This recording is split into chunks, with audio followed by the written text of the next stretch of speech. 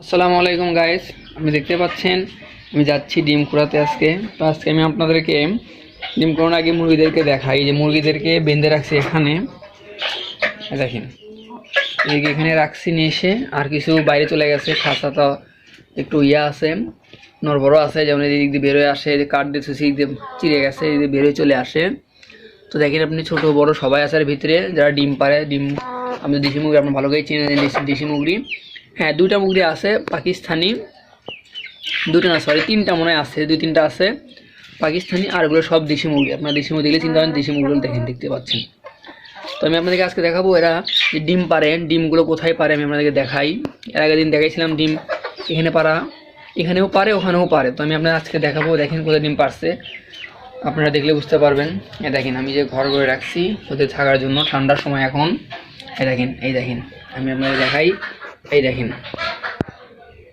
দেখেন এই দেখেন দেখেন বুঝতে পারছেন না? দেখেন ডিম পারছে, দেখেন এটাতে পার রাখছে দুইটা। দেখেন আপনারা দেখেন, এটা তো ছোটো, দুটা পারছে, এটা কম থাকে। পাশেরটা দেখেন, আবার এই দেখেন পাশেরটা দেখেন, এই দেখেন পাশেরটা দেখা যাচ্ছে, এখানে দেখা যাচ্ছে দুইটা। আর কোথায় দেখি তো, অন্ধকার তো একটু। এই দেখেন এখানে পার রাখছে দুইটা, চারটা। দেখেন এখানে পার রাখছে চারটে। দেখেন আবার দেখেন যাচ্ছি, দেখেন এই দেখেন, ও এটা তো দেখি এটা শুধু একটা পারছে, একটা শুধু পারছে। দেখেন শুধু একটা পারছে, এটা ঘরটা অনেক বড় কিন্তু একটা পারছে এখানে। যাই হোক, তো আমি আপনাদেরকে দেখাচ্ছি ডিম দেশি মুরগি পালন করলে কিন্তু এতটা একেবারে মানে লস হবে তা না, কিন্তু হ্যাঁ প্রথমের দিকে হয়তো একটু হবে।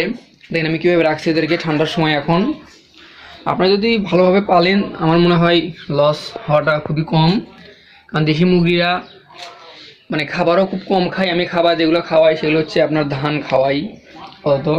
আমি আপনাদেরকে দেখাচ্ছি, দেখেন তো আমার এদিকে আরও আছে, এই ওইদিকে আরও আছে, বগি টগি আরও আছে, বান্দা আছে। যাই হোক আরও স্পেস আছে, আমি আপনাদেরকে এগুলো আপডেট করে দেবো।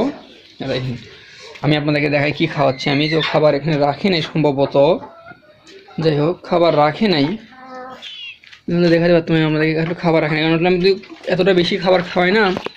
এই দেখেন এখানে আছে, দেখেন এই দেখেন ধান, দেখছেন ধান রয়েছে ধান। তো আমার ভিডিও যদি আপনাদের ভালো লাগে থাকে তাহলে সাবস্ক্রাইব করেন, আমি চেষ্টা করবো আপনাদেরকে সব আপডেট দেওয়ার জন্য।